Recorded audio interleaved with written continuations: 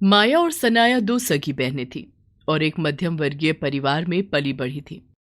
उनके पिता किशोरी लाल ने धूमधाम से अपनी दोनों बेटियों की शादी की थी।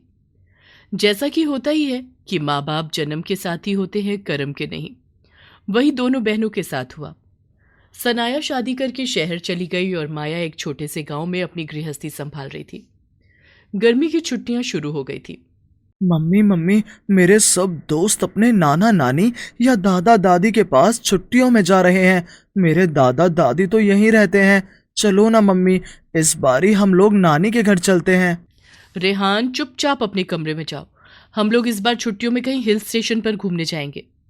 नहीं नहीं मम्मी, हम इस बारी नानी नाना के पास ही जाएंगे। मेरे सब दोस्त जब स्कूल में आकर बताएंगे तो मैं क्या कहूँगा। पापा प्लीज मम्मी से कहो ना, इस बार हम लोग नानी के घर जाएंगे। चली जाओ ना सनाया, 2 साल से तुम अपने माता पिता से मिलने भी नहीं गई हो।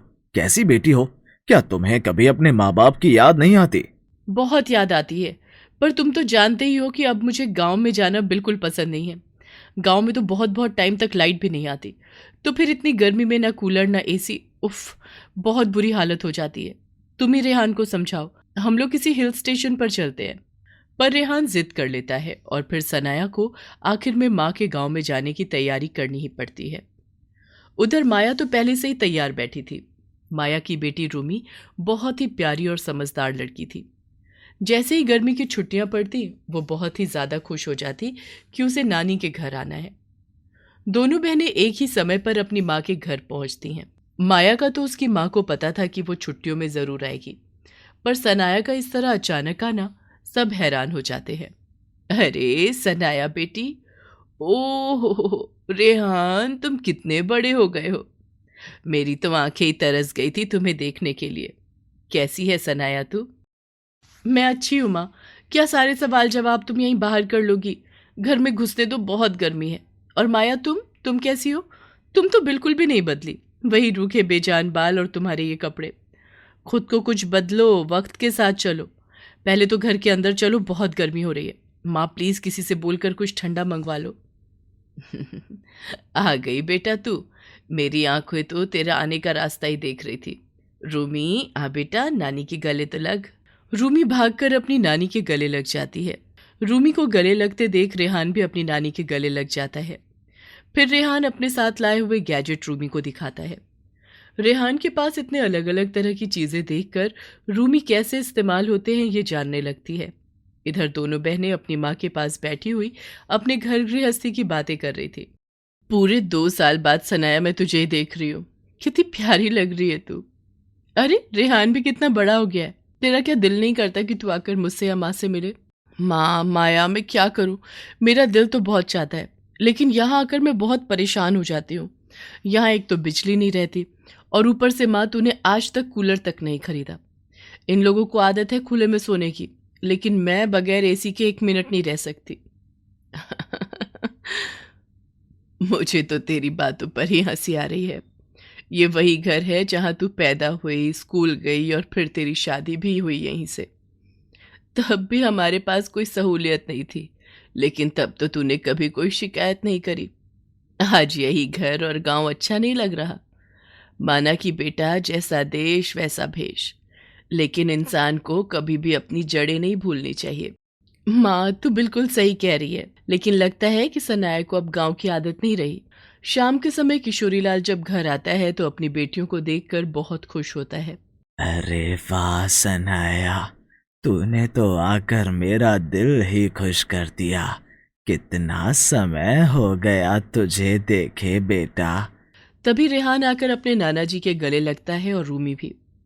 किशोरीलाल तुरंत बच्चों को लेकर बाहर निकल जाता है और पास ही की दुकान से ढेर सारी टॉफियां दिलवाता है। घर आने पर, नहीं रेहान, ये मत खाना।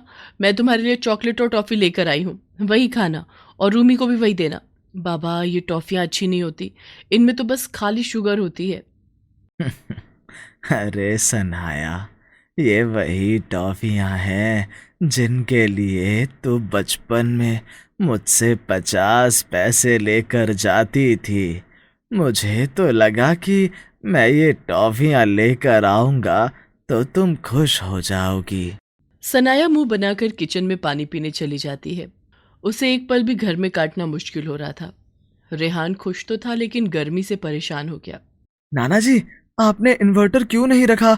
आप लोग इतनी गर्मी में कैसे रह लेते हो? मुझे सुबह से अच्छा लग रहा था, लेकिन अब मैं गर्मी से परेशान हो गया हूँ। तभी रूमी हाथ पंखा लेकर वहां आती है। अरे रेहान, हमें तो यहाँ पर इसी तरह रहने की आदत है। ये लो हाथ पंखा और इससे हवा करो। किशोरीलाल देख रहा था अपनी बेटियों और उनके बच्चों को। एक अमीरी के घमंड में सुबह से शाम तक 10 बातें अपने माँ बाप और बहन को सुना चुकी थी, और वो लोग बस इसलिए चुप थे क्योंकि सनाया उनसे 2 साल बाद मिल रही थी। फिर रात को सब सोने चले जाते हैं। रेहान और सनाया को नींद नहीं आती क्योंकि उन लोगों को चारपाई पर सोने की आदत नहीं थी। पूरी रात दोनों परेशान रहते हैं, और उधर माया और रूमी बड़े आराम से सो रहे थे। सुबह होते ही, मम्मी मम्मी, मेरी कमर बहुत दुख रही है। मैं रात भर ढंग से सो भी नहीं पाया। यहाँ तो बेड भी नहीं है। मैंने कहा था ना तुमसे कि नानी के घर नहीं जाना। हम लोग किसी हिल स्टेशन जाते तो कितना एंजॉय करते। तुम्हें ही पड़ी थी इस गांव में आने की। जब सनाया रेहान को ये बातें बोल रही थी तो किशोरीलाल सुन लेता है। उसे बड़ा दुख होता है। रेहान थका हारा सा जाकर अपनी नानी के पास बैठ जाता है, और नानी सबके लिए गरम गरम चूल्हे की रोटियां बना रही थी। वो अचार और लस्सी साथ में खाने के लिए देती है। अरे नानी, ये क्या नाश्ता हुआ? मुझे तो ब्रेड और जैम चाहिए, और ये रोटियां तो कितनी टाइट हैं। अरे बेटा, यही तो हमारे यहाँ का देसी खाना है। देखो तो कितना कमजोर हो गया है। चल 2 रोटियां खा। ये घर का बना हुआ मक्खन है। इसे खाएगा तो तू मोटा ताजा हो जाएगा। खाओ खाओ रेहान, ये बहुत ही टेस्टी होता है। जब तुम शहर चले जाओगे तो तुम्हें ये खाना रोज याद आएगा। अरे अरे माँ, इतना सारा मक्खन! इसमें तो बहुत सारी कैलोरीज है, और फिर इतना हैवी खाना सुबह सुबह कौन खाता है? क्या तुम भूल गई हो बचपन में जब माँ इस तरह हमें बैठाकर खाना खिलाती थी तो तुम कितनी जल्दी जल्दी सारी रोटियां खत्म करने पर आ जाती थी? बेफिक्र हो, तुम तब भी मोटी नहीं हुई थी और तुम आज भी मोटी नहीं होगी। इसलिए आराम से बैठकर खाना खाओ। सनाया बात बात पर टोका टोकी हर बात में नुक्स निकाल रही थी। किशोरीलाल और उसकी पत्नी को बिल्कुल भी अच्छा नहीं लग रहा था। 4 दिन मुश्किल से सनाया वहां रुकती है और फिर वापस अपने ससुराल चली जाती है। उधर माया अपने माँ बाप को अकेला देखकर सारे घर की साफ सफाई करती है।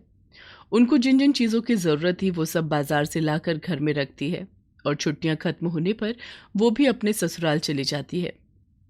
उधर जब सनाया रेहान के साथ ससुराल पहुंचती है, और बेटा रेहान, कैसा लगा नानी के घर जाकर? बहुत ही मुश्किल है वहां पर रहना।